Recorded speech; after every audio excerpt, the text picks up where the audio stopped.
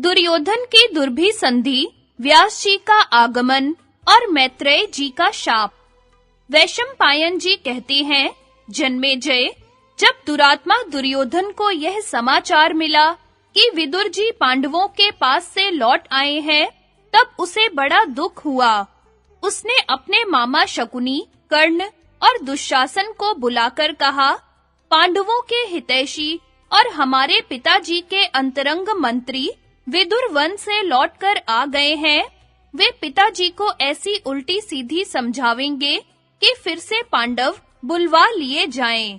उनके ऐसा करने के पहले ही आप लोग कोई ऐसी युक्ति लगावें जिससे मेरा काम बन जाए। दुर्योधन का अभिप्राय समझकर कर्ण ने कहा, हम सब कवच एवं शस्त्र अस्त्र धारण करके रथ पर सवार हों और वनवासी पांडवों को मार डालने के लिए चल पड़े। इस प्रकार पांडवों की मृत्यु की बात लोगों को मालूम भी नहीं होगी और हमारा कलह भी सदा के लिए समाप्त हो जाएगा। जब तक पांडव लड़ने भिड़ने के लिए उत्सुक नहीं है, शोकग्रस्त हैं, असहाय है, तभी तक उन पर विजय प्राप्त कर लेनी चाहिए।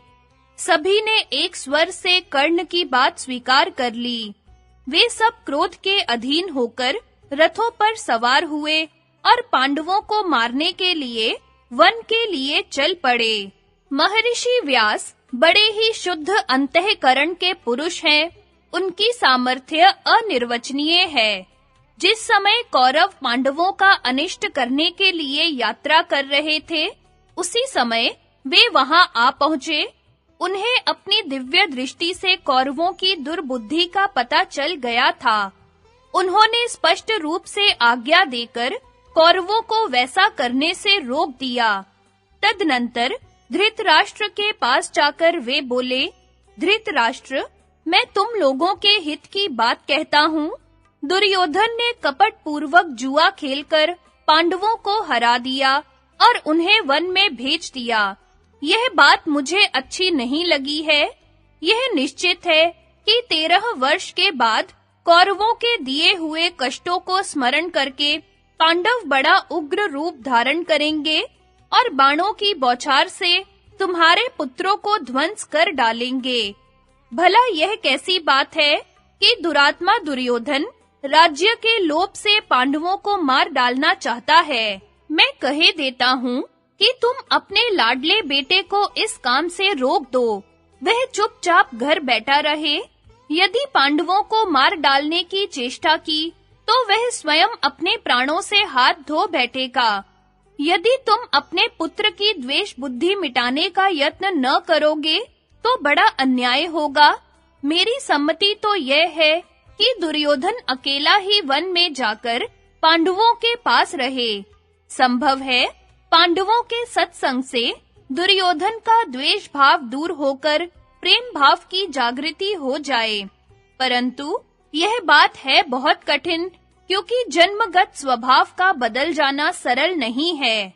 यदि तुम कुरु वंशियों की रक्षा और उनका जीवन चाहते हो, तो तुम्हारा पुत्र दुर्योधन पांडवों के साथ मेल मिलाप कर ले। धृतराष्ट्र ने कहा, परम ज्ञान संपन्न महर्षि, जो कुछ आप कह रहे हैं, वही तो मैं भी कहता हूँ। यह बात सभी लोग जानते हैं। आप कौरवों की उन्नति और कल्याण के लिए जो सम्मति दे रहे हैं, वही विदुर, भीष्म और द्रोणाचार्य भी देते हैं। यदि आप मेरे ऊपर अनुग्रह करते हैं, कुरुवंशियों पर दया करते हैं, तो आप मेरे दुष्ट पुत्र दुर्योधन को ऐसी ही शिक्षा दें। व्यास जी ने कहा, राजन, थोड़ी ही देर में महर्षि मैत्रेय यहाँ आ रहे हैं। वे पांडवों से मिलकर अब हम लोगों से मिलना चाहते हैं। वे ही तुम्हारे पुत्र को मेल मिलाप का उपदेश करेंगे। हाँ, इस बात की सूचना मैं दिए देता हूँ कि वे जो कुछ कहें, बिना सोच विचार के करना चाहिए। यदि उनकी आज्ञा का उल्लंघन होगा, तो वे क्रोध से शाप दे देंगे। इतना कहकर महर्षि वेदव्यास वहां से रवाना हो गए। महर्षि मैत्रेय के पधारते ही धृतराष्ट्र अपने पुत्रों के सहित उनकी सेवा सत्कार में लग गए। विश्राम के पश्चात धृतराष्ट्र ने बड़े विनय के साथ पूछा, भगवन, आप कुरु जांगल देश से यहाँ तक आराम से तो आए, पांचों पांडव सकुशल तो है ना? वे अपनी प्रतिज्ञा का पालन करना चाहते हैं अथवा नहीं? आप कृपा करके यह तो बतलाइए कि कौरव और पांडवों में सदा के लिए मेल मिलाप हो जाएगा ना? मैत्रेय जी ने कहा, राजन, मैं तीर्थ यात्रा करते-करते कुरु जांगल देश में गया था। वहां संयोगवश काम्यक वन में धर्मराज युधिष्ठिर से भेंट हो गई। वे आजकल जटा और मृगछाला धारण किए तपोवन में निवास कर रहे हैं। उनके दर्शन के लिए बड़े-बड़े ऋषि मुनि आते हैं। धृतराष्ट्र, मैंने वहीं यह सुना कि तुम्हारे पुत्रों ने अज्ञानवश जुआ खेलकर उनके साथ अन्याय किया है। यह तो तुम लोगों के लिए बड़ी भयावनी बात है। वहां से मैं तुम्हारे पास आया हूँ, क्योंकि मैं तुम पर सदा से स्नेह और प्रेम रखता हूँ। राजन, यह किसी प्रकार उचित नहीं है कि तुम्हारे और भीष्म के जीवित रहते तुम्हारे पुत्र एक दूसरे से विरोध करके मर मिटें। तुम सबके केंद्र एवं रोकने, सजा करने आदि में समर्थ हो, फिर इस घोर अन्याय की क्यों उपेक्षा कर रहे हो? तुम्हारी सभा में तुम्हारे सामने डाकुओं के समान जो अन्याय कार्य हुआ है, उसमें ऋषि मुनियों के समाज में तुम्हारी बड़ी हेठी हुई है। अब भी संभल जाओ। इसके बाद दुर्योधन की ओर मुंह फेरकर कहा, बेटा दुर्योधन, मैं तुम्हारे हित की बात कह रहा हूँ। तुम तनिक समझदारी से काम लो। पांडवों का, कुरुवंशियों का, सारी प्रजा का और तुम्हारा भी हित तथा प्रिय इसी में है कि तुम पांडवों से द्रोह मत करो। वे सब के सब वीर, योद्धा, बलवान, दृढ़ एवं नर रत्न हैं। वे बड़े सत्य प्रतिज्ञ, आत्माभिमानी और राक्षसों के शत्रु हैं। वे चाहे जब जैसा रूप धारण कर सकते हैं। उनके हाथों बड़े-बड़े राक्षसों का नाश होने वाला है और हिडिंब, बक, किरमीर आदि राक्षसों को उन्होंने मार भी डाला है। जिस समय रात में वे यहाँ से जा रहे थे, किरमीर जैसे बलवान राक्षस को भीमसेन ने बात की बात में मार डाला। तुम तो जानते ही हो कि दिग्विजय के समय भीमसेन ने 10,000 हाथियों के समान बलि जरासंध को नष्ट कर दिया। भगवान श्री कृष्ण उनके संबंधी हैं, द्रुपद के पुत्र उनके साले हैं। पांडवों के साथ युद्ध में टक्कर लेने वाला इस समय कोई नहीं है, इसलिए तुम्हें उनके साथ मेल कर लेना चाहिए। बेटा, तुम मेरी बात मान लो, क्रोध के वश होकर अनर्थ मत करो। जिस समय महर्षि मैत्रेय इस प्रकार कह रहे थे, उस समय दुर्योधन मुस्कुराकर पैर से जमीन कुरेदने और अपनी सूंड के समान जांघ पर हाथ से ताल ठोकने लगा। दुर्योधन की यह उद्दंडता देखकर मैत्रेय जी ने उसको शाप देने का विचार किया। किसी का क्या वश है, विधाता की ऐसी ही इच्छा थी। उन्होंने जल स्पर्श करके दुरात्मा दुर्योधन को शाप दिया। मूर्ख दुर्योधन, तू मेरा तिरस्कार करता है और मेरी बात नहीं मानता। ले, तू इस अभिमान का फल चख। तेरे इस द्रोह के कारण कौरवों और पांडवों में घोर युद्ध होगा। उसमें भीमसेन गदा की चोट से तेरी जांघ तोड़ डालेंगे। महर्षि मैत्रेय के ऐसा कहने पर धृतराष्ट्र उनके चरणों पर गिरकर अनुनय विनय करने लगे। उन्होंने कहा, भगवन, ऐसी कृपा कीजिए जिससे यह शाप न लगे। मैत्रेय जी ने कहा, राजन, यदि तुम्हारा पुत्र पांडवों से मेल कर लेगा, तब तो मेरा शाप नहीं लगेगा, नहीं तो अवश्य लगेगा। तदनंतर महर्षि मैत्रेय ने वहां से प्रस्थान किया।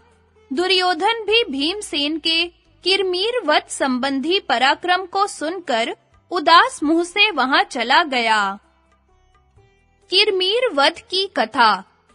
वैशंपायन जी कहते हैं, जन्मेजय, मैत्रेय मुनि के चले जाने पर धृतराष्ट्र ने विदुर जी से पूछा, विदुर, भीमसेन से किरमीर राक्षस की भेंट कहाँ हुई? तुम मुझे किरमीर वध की कथा सुनाओ। विदुर जी ने कहा, राजन, पांडवों के सभी काम अलौकिक हैं, मुझे तो बार-बार उन्हें सुनने का अवसर मिलता है।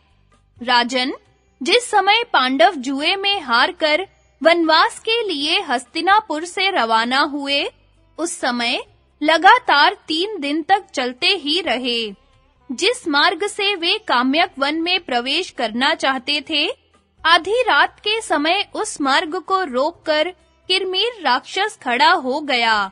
वह हाथ में जलती हुए लूक लिए हुए था, भुजाएं लंबी थी और दाढ़ें भयंकर, आंखें लाल-लाल, सिर के खड़े-खड़े बाल मानो आग की लपटें हों। वह कभी तरह-तरह की माया फैलाता, तो कभी बादलों की तरह गरजता। उसकी गर्जना से सारे वन पशु भयभीत होकर खलबला उठे।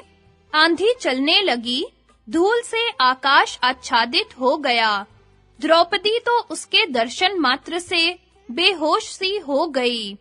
उसकी यह चाल देखकर पुरोहित धौम्य ने रक्षोघन मंत्र का पाठ करके राक्षसी माया नष्ट कर दी।